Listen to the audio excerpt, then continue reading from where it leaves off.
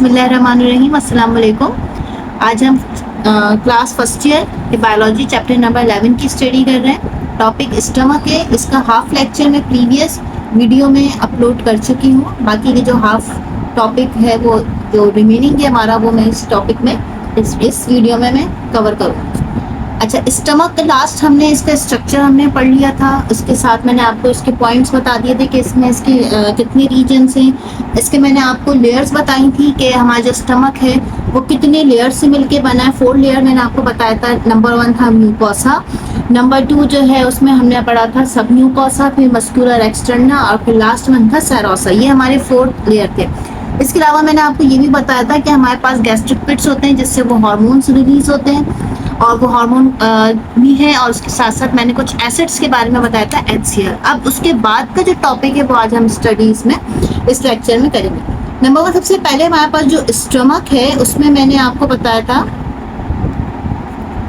4 part होते हैं, ठीक है, या उसे हम ये भी कह सकते हैं कि इसमें 4 रीजन होते हैं। नंबर 1 कार्डियक, नंबर 2 जो है इसमें हमने पढ़ा था फंडक, फिर बॉडी, और फिर इसके बाद लास्ट 1 जो था वो पाइलोरिस। तो नंबर 1 से स्टार्ट करते हैं कि सबसे पहला पार्ट जो था वो था कार्डियक रीजन। अच्छा, कार्डियक रीजन जो सबसे अपर पार्ट था, दोबारा से मैं स्ट्रक्चर बनाती हूँ कुछ इस तरीके से। ये वाला जो पार्ट था जो हमने पढ़ा था कि जैसे ही स्टमक से फूड एंटर होता है तो जो पार्ट है इस पार्ट को हम कहते हैं कार्डियक रीजन। इस कार्डियक रीजन में जो ग्लैंड है उसका नाम है कार्डियक ग्लैंड। अब हमारे पास जो कार्डियक ग्लैंड है वो क्या चीज रिलीज करता है? ये सिर्फ और सिर्फ कार्डियक ग्लैंड का एक ही काम होता है, सीक्रेट म्यूकस। म्यूकस का बहुत मेन रोल होता है, जैसे कि हम लोग ने इससे पहले वीडियो में मैंने आपको बताया था कि म्यूकस का रोल क्या होता है। सबसे पहले कि म्यूकस जो है वो हमारी स्टमक वॉल को प्रिवेंट करता है, prevent stomach wall for the action of HCl, hydrochloric acid. Hydrochloric acid की जो pH वैल्यू है वो 1.5 to 1.7 हाईली एसिडिक नेचर होती है। इस हाईली एसिडिक नेचर को हमारे स्टमक वॉल को प्रिवेंट किया जाता है, और वो प्रिवेंट कौन करता है? वो करता है हमारे जो है म्यूकस। और म्यूकस कहाँ से सीक्रेट होता है? हमारे कार्डियक ग्लैंड में। और जैसे कि हमारी जो पूरी वॉल होती है, जो हमने जो है लास्ट टाइम में मैंने आपसे किया था कि सबसे ऊपर वाली वॉल जो होती है वो हमारी होती है म्यूकोसा लेयर। उस म्यूकोसा लेयर में हमारे पास सारे के सारे जो है वो ग्लैंड मौजूद होते हैं और उनमें गैस्ट्रिक पिट्स बने होते हैं। और उस गैस्ट्रिक पिट्स से जो है, जिसे हम पोर भी कह रहे थे, उस गैस्ट्रिक पिट से सारे के सारे हार्मोन्स जो है वो रिलीज होते हैं। तो सबसे पहले जो हमारे पास नंबर 1 ग्लैंड है कार्डियक रीजन में, वो नंबर 1 ग्लैंड कौन सा है? कार्डियक ग्लैंड, जो कि सीक्रेट करता है म्यूकस। अच्छा, नंबर 1 कार्डियक रीजन में। नंबर 2 हमारे पास एक और ग्लैंड है जो कि हमारे किस पॉइंट पे मौजूद है, जिसे हम कहते हैं फंडिक या फंडक रीजन। इस फंडिक रीजन में हमारे पास जो है बहुत सारे हार्मोन्स रिलीज होते हैं, लेकिन ये हार्मोन्स रिलीज होते हैं through cell. 4 types of cell अभी हम यहाँ पे भी डिस्कस करेंगे कि जो फंडक रीजन है वो 4 तरह के उसके पास 4 डिफरेंट टाइप्स ऑफ सेल्स मौजूद होते हैं, और 4 डिफरेंट टाइप्स ऑफ सेल जो है वो डिफरेंट टाइप्स की सीक्रेशन करते हैं। अब डिफरेंट टाइप्स की सीक्रेशन सबसे पहले कैसे, कि सबसे पहले हम देखें कि ये जो फंडिक रीजन है इसके पास कौन सा ग्लैंड है, या इसके ग्लैंड का नाम क्या है? इसके ग्लैंड का नाम है गैस्ट्रिक ग्लैंड। अच्छा, इसे गैस्ट्रिक ग्लैंड भी कहते हैं, और इसके साथ साथ जैसे कि इसका नाम है फंडिक, तो इसको हम फंडिक ग्लैंड भी कहते हैं। तो नंबर 1 हमारे पास कार्डियक रीजन में cardiac gland, number 2 fundic region में इसे हम गैस्ट्रिक ग्लैंड और फंडिक ग्लैंड भी कहते हैं। अच्छा, फंडिक ग्लैंड या गैस्ट्रिक ग्लैंड का सबसे मेन रोल है कि इसके पास एक सेल होता है जिसका नाम है म्यूकॉइड, म्यूकॉइड से ही आपको नेम पता चल जाता होगा कि वो क्या चीज सीक्रेट कर रहा है, वो सीक्रेट कर रहा है म्यूकस। अच्छा, म्यूकस बहुत ज्यादा अमाउंट में रिलीज होता है हमारे स्टमक में, उसका सिर्फ और सिर्फ एक यही रीजन होता है, रीजन होता है कि ये प्रिवेंट करता है हमारी स्टमक वॉल को, किस चीज से प्रिवेंट करता है, action of HCl। Mucus release करता है और इसके साथ साथ फंडिक रीजन भी जो है वो म्यूकस जो है वो रिलीज करता है। अब यहाँ पे हम दोबारा से फंडिक रीजन में आते हैं। नंबर 1 फंडिक रीजन में हमारे पास क्या है, गैस्ट्रिक ग्लैंड, जो कि नंबर 1 कौन सा सेल है, म्यूकॉइड सेल। और म्यूकॉइड सेल क्या चीज सीक्रेट कर रहा है, जिसे हम कहते हैं म्यूकस। तो नंबर 1 हमारे पास म्यूकॉइड सेल म्यूकस रिलीज कर रहा है। देन नंबर 2 पैराइटल सेल, इसके साथ इसका एक और नाम है ऑक्सिंटिन सेल, ऑक्सिंटिन सेल। पैराइटल सेल और ऑक्सिंटिन सेल, पैराइटल सेल या ऑक्सिंटिन सेल जो है वो सीक्रेट करते हैं HCl, hydrochloric acid. Parietal cell और ऑक्सिंटिन सेल का काम क्या है, इनका ये कौन से सेल हैं, ये सीक्रेट करते हैं HCl। जिस तरीके से म्यूकॉइड सेल रिलीज कर रहे थे म्यूकस, इसी तरीके से पैराइटल सेल या ऑक्सिंटिन सेल ये रिलीज करते हैं क्या चीज, HCl। Number 3 intrinsic factor. Intrinsic factor का एक बहुत मेन रोल होता है, और वो मेन रोल ये है कि इंट्रिंसिक फैक्टर हेल्प आउट करता है मैच्योरेशन ऑफ RBCs, RBC जिसे हम रेड ब्लड कॉर्पसल्स भी कहते हैं, सिंपली रेड ब्लड सेल भी कहते हैं। तो रेड ब्लड कॉर्पसल्स को ये मैच्योर करता है। मैच्योरेशन मीन्स कि हमें ये पता है कि हमारे जो बोन मैरो से RBCs जो है वो रिलीज होते हैं, फिर रिलीज होने के बाद ये मैच्योर होते हैं। तो मैच्योरेशन में जो हेल्प आउट करते हैं वो कौन हेल्प आउट करते हैं इसकी मैच्योरेशन में, कि हमारे RBC जो है वो मैच्योर हो जाए, वो है हमारे इंट्रिंसिक फैक्टर। इंट्रिंसिक फैक्टर का मेन रोल होता है कि वो मैच्योरेशन करते हैं RBCs की, नंबर 1। और नंबर 2 इनका काम होता है विटामिन B12 की एब्जॉर्प्शन। हमारे पास विटामिन्स होते हैं, vitamin A, vitamin B, vitamin C, vitamin D और K, लेकिन विटामिन B की पूरी एक लाइन है 1 से लेकर 12 तक, ये विटामिन B की वैरायटीज होती है। तो उसमें से विटामिन B12 जो है वो इंट्रिंसिक फैक्टर का ये मेन रोल होता है कि वो विटामिन B12 को जो है वो एब्जॉर्ब करता है। तो यहाँ पे इंट्रिंसिक फैक्टर के 2 वर्क हो गए, number 1 maturation of RBCs, number 2 vitamin B12 की एब्जॉर्प्शन, एंड द नंबर 3, यहाँ पे नंबर 3 इसका एक और वर्क है, और वो ये है कि ये हेल्थ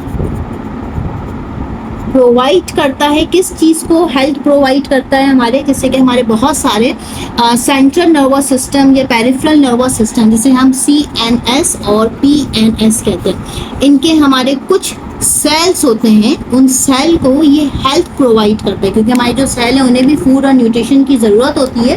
तो जो फूड और न्यूट्रिशन जो पास किया जाता है यानी प्रोवाइड किया जाता है, वो किस तरीके से प्रोवाइड किया जाता है, वो इंट्रिंसिक फैक्टर होते हैं जो कि हमारे CNS और PNS सेल को हेल्थ भी इसके साथ साथ ये प्रोवाइड करते हैं। तो नंबर 1 हमारे पास mucoid cell, number 2 parietal, number 3 जो है intrinsic factor, and the last one is number 4 जो हमारे पास है वो है chief cell, CHIEF, chief cell. और इसके साथ साथ इसे हम एक और वर्ड कहते हैं zymogen cell. Number 1 mucoid cell, number 2 parietal, number 3 intrinsic, and the number 4 is chief cell, या फिर जिसे हम जाइमोजिन सेल भी कहते हैं। इस चीफ सेल और जाइमोजिन सेल का एक काम होता है, ये रिलीज करता है या ये सीक्रेट करता है पैप्सिनोजिन, पैप्सिनोजिन सीक्रेट किया जाता है। अच्छा, पैप्सिनोजिन जो है ये एक इनएक्टिव फॉर्म है, ठीक है, GEN आ जाए इसका मतलब इनएक्टिव फॉर्म। अच्छा, इनएक्टिव फॉर्म क्यों, क्योंकि पैप्सिनोजिन इनएक्टिव होता है, उसके बाद इस इनएक्टिव को एक्टिव किया जाता है और फिर ये एक्टिव हो जाता है किस चीज़ में, पैप्सिन में, ठीक है। डायरेक्टली पैप्सिन रिलीज नहीं होता, वो पहले इनएक्टिव होता है, फिर उसे इनएक्टिव से उसे एक्टिव किया जाता है, मतलब सबसे पहले पैप्सिनोजिन रिलीज होगा, सीक्रेट होगा, इनएक्टिव होगा, फिर उसे एक्टिव किया जाएगा पेप्सिन फॉर्म में। फिर ये पेप्सिन फॉर्म में सीक्रेट होके ये एक्ट करता है किसके ऊपर, हमारे जो हम जो प्रोटीन लेते हैं, प्रोटीन इनटेक करते हैं, जो हम फूड लेते हैं, उस प्रोटीन के ऊपर जो है ये वर्कआउट करता है। तो ये हमारे पास हो गए फंडिक रीजन के। फंडिक रीजन के हमारे पास 4 टाइप्स ऑफ सेल्स हैं, जो कि डिफरेंट टाइप्स की जो है हमारे पास जो है वो गैस्ट्रिक जूसेस वगैरह या फिर गैस्ट्रिक जो है एसिड रिलीज करते हैं। इसके बाद है हमारे पास नंबर 3, और वो हमारे पास है पाइलोरिक ग्लैंड। पाइलोरिक ग्लैंड ये हमारे पाइलोरस पार्ट में मौजूद होते हैं, इस वजह से इसे नाम दिया गया है पाइलोरिक ग्लैंड। ये पाइलोरिक ग्लैंड जो है इसके नंबर 1 म्यूकस को सीक्रेट करते हैं, secrete mucus, number 1 secrete mucus, and the number 2 is gastrin hormone. Gastrin hormone का बहुत मेन रोल होता है हमारे स्टमक के अंदर। वो ये रोल होता है कि गैस्ट्रिन हार्मोन जो है वो रिलीज होता है हमारे ब्लड में। जैसे ही हम फूड लेते हैं, एक्ट ऑफ डिस्टेंशन करते हैं, तो उस एक्ट ऑफ डिस्टेंशन की वजह से हमारे स्टमक से, हमारे पाइलोरस ग्लैंड से, पाइलोरिक पार्ट में जो मौजूद है उससे गैस्ट्रिन हार्मोन रिलीज होगा हमारे किस जगह पे, ब्लड में।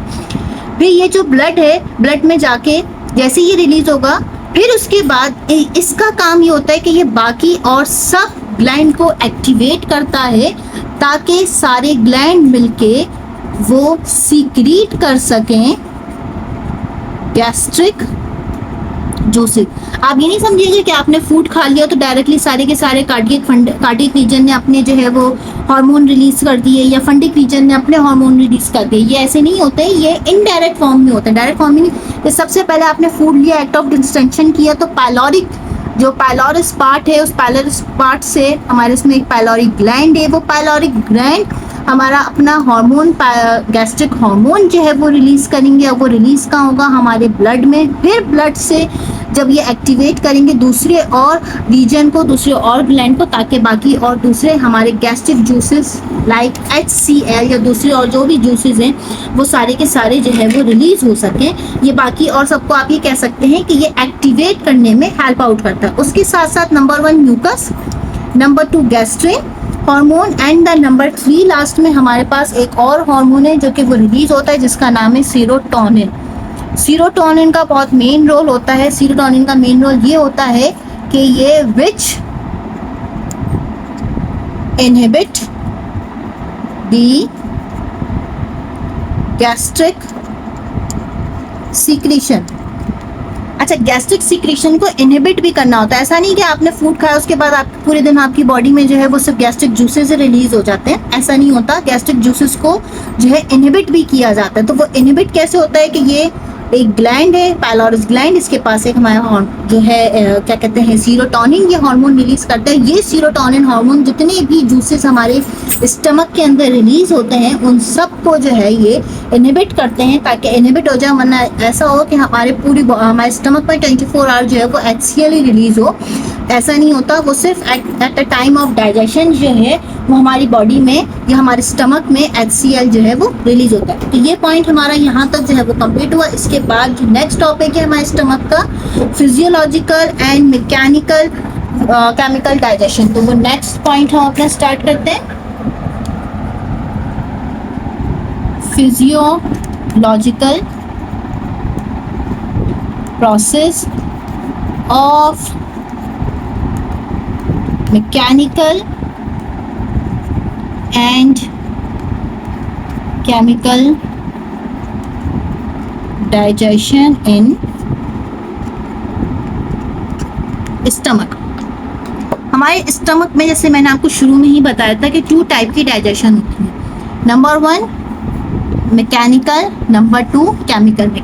केमिकल डाइजेशन तो अभी मैंने आपको बहुत सारी बता दी कि बहुत सारे हार्मोन जो है वो रिलीज हो रहे हैं। इसके साथ साथ कुछ हमारे जो है वो मैकेनिकल डाइजेशन भी होती है। अच्छा, अब वो मैकेनिकल या फिर इसके अलावा ये सब डाइजेशन स्टार्ट कैसे होती है, वो भले मैकेनिकल हो या केमिकल हो, इनको स्टार्ट करने के लिए एक पॉइंट होता है। वो पॉइंट क्या होता है कि जैसे ही हम एक्ट ऑफ डिस्टेंशन करते हैं। एक्ट ऑफ डिस्टेंशन मतलब आपको जो है वो फूड इनटेक करना हो गया, फूड इनटेक।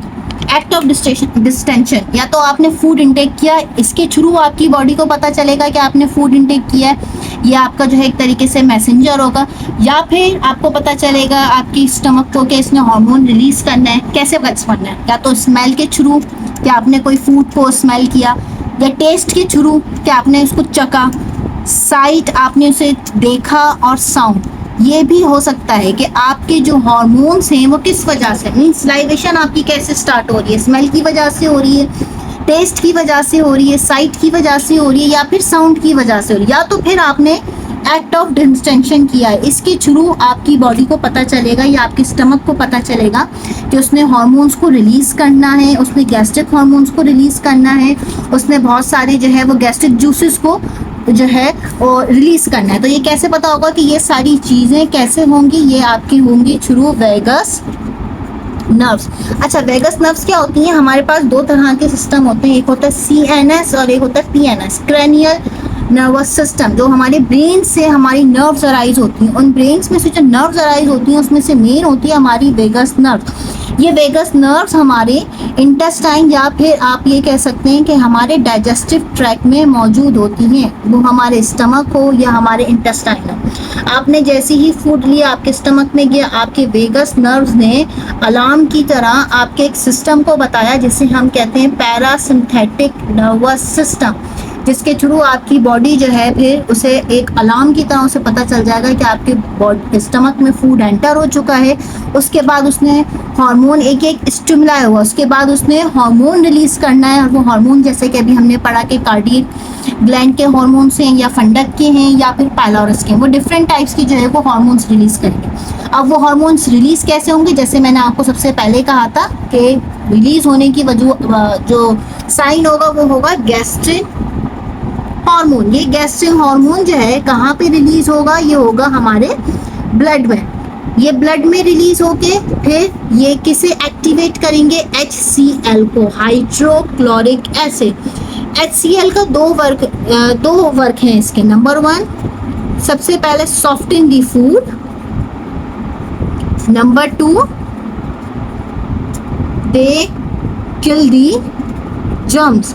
ये जर्म्स को भी किल करते हैं और फूड को सॉफ्ट करते हैं। तो गैस्ट्रिक हार्मोन सबसे पहले ब्लड में रिलीज होते हैं। सबसे नंबर 1 इसने HCl को एक्टिवेट किया, HCl ने हमारे फूड को जो है सॉफ्ट भी किया और उसके साथ साथ जो है जर्म को भी किल किया। और उसके साथ साथ HCl ने पेप्सिनोजन जो हमारी बॉडी में रिलीज हुआ था, पेप्सिनोजन हमारे स्टमक पे जो रिलीज होता है, जैसे मैंने आपसे कहा था वो इनएक्टिव फॉर्म में होता है। इस पेप्सिनोजन को एक्टिवेट भी कौन करता है? HCl। तो पेप्सिनोजन एक्टिवेट हो जाता है किस फॉर्म में? पेप्सिन में। और फिर इस पेप्सिन का काम होता है कि ये प्रोटीन जो है हमारे स्टमक में, उससे प्रोटीन को ब्रेक करे, और ब्रेक करे किस चीज में? पेप्टोन्स। पेप्टोन्स कहते हैं शॉर्ट चैन ऑफ प्रोटीन। ये प्रोटीन की बहुत शॉर्ट चैन होती है। लाइक आप ये समझ लें कि एक प्रोटीन हम 20 अमाइनो एसिड से पढ़ते हैं, तो ये 10 अमाइनो एसिड से मिलके ये बनके एक शॉर्ट चैन बनाती हैं प्रोटीन की, जिसे हम पेप्टोन्स कहते हैं। तो ये कैसे होंगी? पेप्सिनोजन इनएक्टिव फॉर्म में रिलीज होगा स्टमक में, उसे एक्टिवेट करेगा HCl किस फॉर्म में? पेप्सिन फॉर्म में। फिर वो जो है पेप्सिन प्रोटीन के ऊपर एक्ट करेगा, उसे ब्रेक करेगा किस में? पेप्टोन फॉर्म्स में। तो ये काम होता है हमारे स्टमक के अंदर। अच्छा, ये तो हो गए एडल्ट्स में, यंग्स में, इन सब में। एक होते हैं इन्फेंट, जो छोटे बच्चे होते हैं जो सिर्फ और सिर्फ दूध पीते हैं। अब उनकी बॉडी के अंदर कैसे होता है? ना वो फूड खाते हैं, ना वो कुछ करते हैं, वो कुछ भी नहीं करते हैं, वो सिर्फ दूध पीते हैं। तो उनकी बॉडी में क्या चीज़ होती है? तो उनकी बॉडी में एक अलग एंजाइम रिलीज होता है। उस एंजाइम का नाम है रेनिन, और एक और नाम है काइमोसिन। रेनिन और काइमोसिन ये एक एंजाइम है जो कि छोटे बच्चे या इन्फेंट जो बच्चे से दूध पीते हैं उनकी बॉडी में जो है वो रिलीज होता है। अब रिलीज होता है वो कैसे? कि बच्चे जो है वो दूध पीते हैं। अब दूध के अंदर जो प्रोटीन है उसे हम कहते हैं कैसिनोजिन। ये कैसिनोजिन एक प्रोटीन का नेम है जो कि मिल्क के अंदर मौजूद होता है। इस कैसिनोजिन को जो है ब्रेक किया जाता है कि डायरेक्टली प्रोटीन या पैप्सिन इसके ऊपर वर्क नहीं करता है, तो उसे ब्रेक करने के लिए इसे ब्रेक कौन करता है, इस मिल्क कैसिनोजिन को राइनिन या फिर काइमोसिन। इस कैसिनोजिन को चेंज किया जाता है कैसीन में, CAS कैसीन में। अब इस कैसीन को इजीली पैप्सिन जूस या हार्मोन जो है वो इजीली उसे ब्रेक कर देगा स्मॉल पेप्टोन्स में। किस तरीके से कि एंजाइम है एक राइनिन और काइमोसिन, ये उन छोटे बच्चों के लिए होता है जो सिर्फ और सिर्फ दूध पीते हैं, क्योंकि दूध के अंदर एक प्रोटीन है जिसका नाम है कैसिनोजिन। उस कैसिनोजिन को ये राइनिन और काइमोसिन ब्रेक करते हैं, उसे तोड़ते हैं कैसीन में। फिर ये कैसीन इसे कौन ब्रेक करेगा, इसे ये पैप्सिन उनकी बॉडी में बच्चों के स्टमक में रिलीज होता है, उस पैप्सिन जो है उस कैसीन को ब्रेक करके और फिर उसके बाद जो है उसे डाइजेस्ट करने में जो है वो हेल्प आउट करता है। तो इस तरीके से जो है ये केमिकल डाइजेशन जो है वो यंग हो, एडल्ट हो या इन्फेंट हो, उनमें ये कंप्लीट हो जाती है।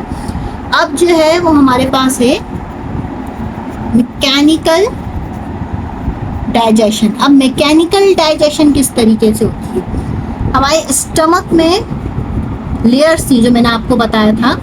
नंबर 1 थी हमारे पास ऑब्लिक, जो सब म्यूकोसा पार्ट में थी। Number 2 circular, number 3 longitudinal. ये तीनों लेयर्स मौजूद होती हैं। ये तीनों लेयर्स वर्कआउट करती हैं, या जैसे हम कहते हैं कि इनकी एक रिदमिक पैटर्न होती है, जिसे हम कहते हैं पेरिस्टाल्सिस। ये लेयर्स आपस में कॉन्ट्रैक्ट करती हैं और कॉन्ट्रैक्ट करने के बाद जो ये मूवमेंट करती हैं उसे हम कहते हैं पेरिस्टाल्सिस मूवमेंट। इनकी कॉन्ट्रैक्शन से ये मूवमेंट क्रिएट होती है।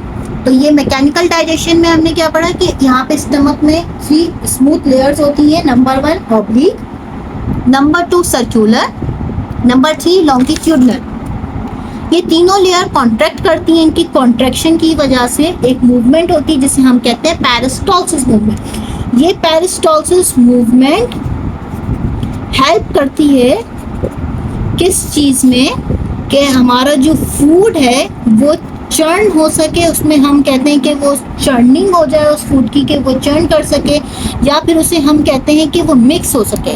अच्छा, चर्निंग या मिक्सिंग हम क्यों कह रहे हैं, क्योंकि हमने जो फूड लिया है उसमें फूड के साथ साथ हमारे अब बहुत सारे गैस्ट्रिक जूसेस भी ऐड हो चुके हैं। इस फूड को इस गैस्ट्रिक जूसेस के साथ मिक्स किया जाता है। अब वो मिक्स कैसे होगा कि जब ये सारे तीनों मसल्स जो है वो क्या कहते हैं कॉन्ट्रैक्शन करेंगे, उनकी कॉन्ट्रैक्शन की वजह से एक मूवमेंट होगी, उस मूवमेंट को हम पेरिस्टाल्सिस मूवमेंट कहेंगे। उस मूवमेंट की वजह से हमारे स्टमक के अंदर हमारे फूड और जो गैस्ट्रिक जूसेस हैं वो मिक्स होंगे।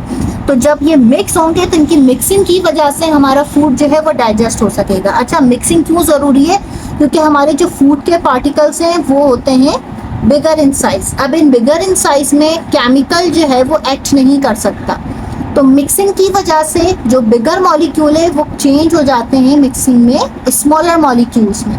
तो इस स्मॉलर मॉलिक्यूल्स में जो केमिकल है वो इजीली अंदर जाके उस पर एक्ट करेगा और हमारी जो डाइजेशन है वो इजी हो जाएगी, इजी वे में हमारी डाइजेशन हो जाएगी। इस वजह से हमारे स्टमक के अंदर जो है वो मैकेनिकल डाइजेशन होती है, ताकि जो हमारे बिगर मॉलिक्यूल्स हैं वो कन्वर्ट हो जाएं किस चीज़ में, स्मॉलर मॉलिक्यूल में। इस वजह से मैकेनिकल डाइजेशन होती है और मैकेनिकल डाइजेशन बहुत ही ज़्यादा इम्पोर्टेंट होती है हमारे डाइजेशन में और हमारे स्टमक में।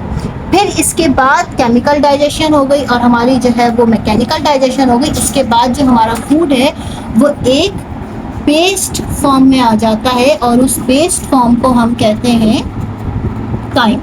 अब ये जो काइम है, जैसे कि मैंने आपको याद होगा, मैंने आपसे कहा था कि हमारे स्टमक के अंदर एक पेस्ट लाइक फॉर्म बन जाता है फूड हमारा, उसे हम काइम कहते हैं। वही काइम है जो कि आफ्टर मैकेनिकल और केमिकल डाइजेशन के बाद मिलता है। अब ये जो काइम है ये बिट बाय बिट मीन्स बहुत छोटे छोटे मॉलिक्यूल में, बहुत छोटे छोटे लुकमों में, अब ये कहाँ पे एंटर होगा, हमारे स्मॉल इंटेस्टाइन में। स्मॉल इंटेस्टाइन का फर्स्ट पार्ट है ड्यूडेनम, उस ड्यूडेनम में ये एंटर होगा। मैं दोबारा से एक डायग्राम यहाँ पे बनाती हूँ।